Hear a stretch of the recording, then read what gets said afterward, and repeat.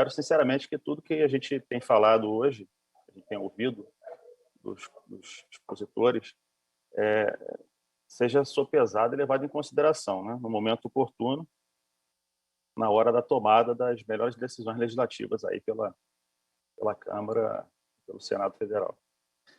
Dizer inicialmente que é um debate bastante necessário e oportuno, porque a desinformação ela é uma preocupação no mundo todo, né? Ela passou a pautar a agenda de segurança dos países a partir das evidências dos graves potenciais aí de danos às organizações como um todo. Gostaria de abrir um parênteses antes de ir ao objeto principal aqui da nossa fala, da nossa intervenção, fazer algumas pontuações aqui. Dizer que eu comungo do mesmo entendimento do Dr. Marlon Reis. Fiz umas anotações aqui, o representante do movimento de combate à corrupção eleitoral, né, de que se deva reservar a incidência do direito penal prioritariamente às condutas praticadas por organizações criminosas e o uso de mecanismos de propagação em massa, ou seja, as condutas, nas palavras dele, de grande impacto social, né? E ainda achei muito interessante também, e já era minha intenção também tocar nesse ponto, de prever penas no campo das inelegibilidades, né? O que pode ser mais eficiente do ponto de vista do efeito que a penalidade deve buscar, né? Deve ter. Achei muito pertinente também nas colocações da doutora Neide, falou bastante coisa, mas eu achei também vai ao encontro do que eu procuraria dizer nesse momento, a importância de se definir limites à liberdade de expressão, né? Então, e nas palavras da doutora Neide, o limite à liberdade de expressão deve ser a lei mesmo. Então, as pessoas elas precisam ter responsabilidade, né, em relação ao que elas falam, ao que elas difundem, especialmente em redes sociais. Um alcance instantâneo, num clique você atinge milhões de pessoas com um potencial nocivo gigantesco. Disse a doutora Neide também que a melhor proposta legislativa ela deve caminhar no sentido de punir aquele que propaga a notícia falaciosa, né, que cause alarme, o alarma, né, na palavra dela, o pânico. Isso aí também é um entendimento nosso, então gostaria de deixar registrado aqui também. Que vai ao encontro também do que falou o doutor Fernando Nesser, quanto à constatação de que a justiça criminal ela não dá conta de processar e punir com eficácia se nós olharmos apenas pelo conteúdo e esquecermos de punir também quem oferece esses serviços, né? Propicia a propagação aí das fake news.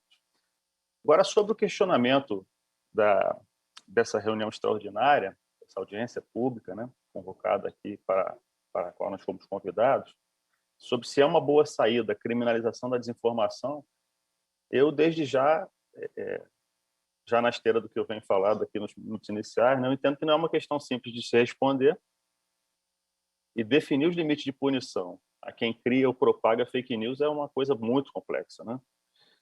No Brasil, a gente já tem muita lei quando se trata de crime, né? Então, não me recordo quem que falou da questão da banalização, não sei se foi a doutora Cassiana que comentou, né? Então, a gente tem que ter muito cuidado com relação a isso e criminalizar a gente vê que não resolve. Tudo no Brasil, em relação a crime, são números superlativos. A gente já tem muito crime sendo cometido, muito crime sendo investigado, muita polícia para investigar, para outras agências até que não são policiais também participando desse embate. E a gente vê que as estatísticas de crimes elas não cedem, né? Então, outros países já estão também preocupados com esse fenômeno, né? Por sinal, não é coisa nova. Fake news existem desde o início da humanidade, a gente sabe disso. Mas agora, com a facilidade propiciada pelas plataformas digitais, o alcance foi muito amplificado.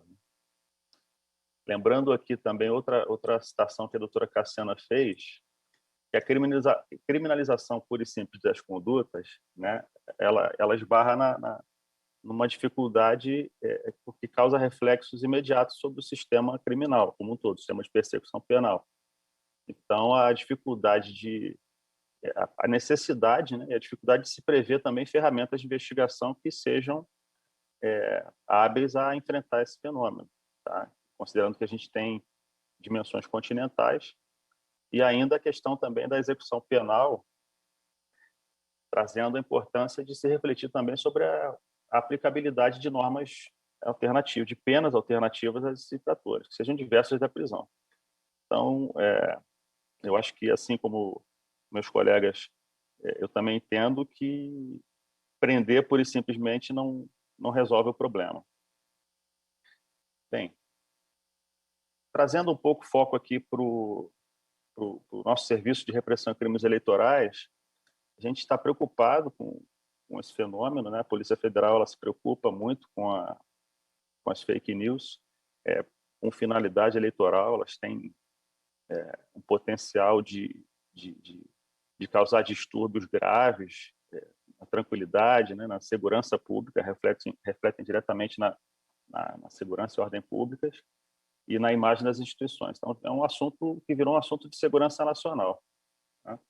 Então, como eu disse, trazendo foco aqui para o nosso serviço de repressão a crimes eleitorais, as providências iniciais em relação à apuração, depois de conhecer uma notícia falsa, a gente tem que se lembrar do princípio da oportunidade nas eleições, né?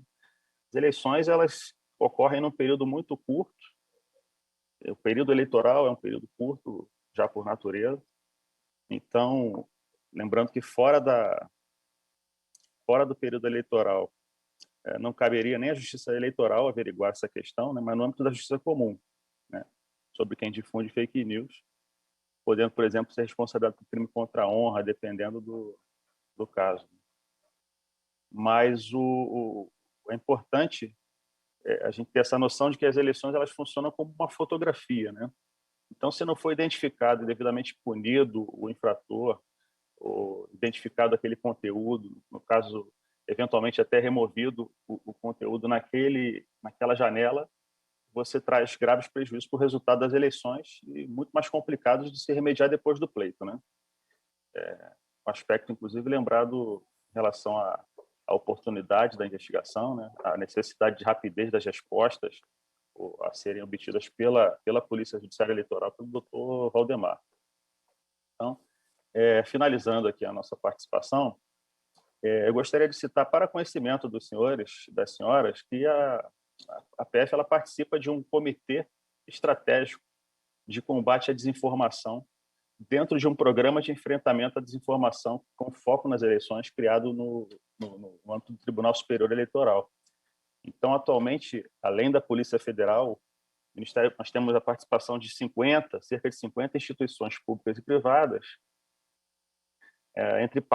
desde partidos políticos, entidades públicas e privadas que atuam nessa problemática, né? Então, nós temos órgãos de controle, como o Tribunal de Contas da União, o próprio Senado Federal já faz parte, já integra o programa, Ministério Público Federal, Conselho Federal da Ordem dos Advogados, Ministério da Justiça, representado aqui pela Polícia Federal, empresas provedoras de aplicações de internet, associações representativas, enfim, é uma ampla representatividade, né, das entidades públicas e privadas, e a atuação da PF ela se dá no sentido de checar em tempo real, durante as eleições, aquelas ameaças que são supostas ameaças às instituições e que sejam disseminação de fake news que possam configurar crime eleitoral e dar pronta resposta ao Tribunal Superior Eleitoral dessas denúncias que chegam para apuração.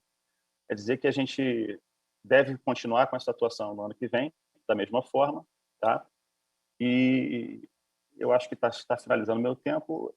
Eu gostaria só de lembrar que a conduta de divulgar fake news contra outras pessoas sabidamente inocentes, ela com finalidade eleitoral, ela já é criminalizada pelo Código Eleitoral. Tá? Então, já existe ali o artigo 326A do Código Eleitoral, no seu parágrafo 1º, já criminaliza essa conduta. Então, em relação à parte eleitoral, era isso que eu tinha para falar.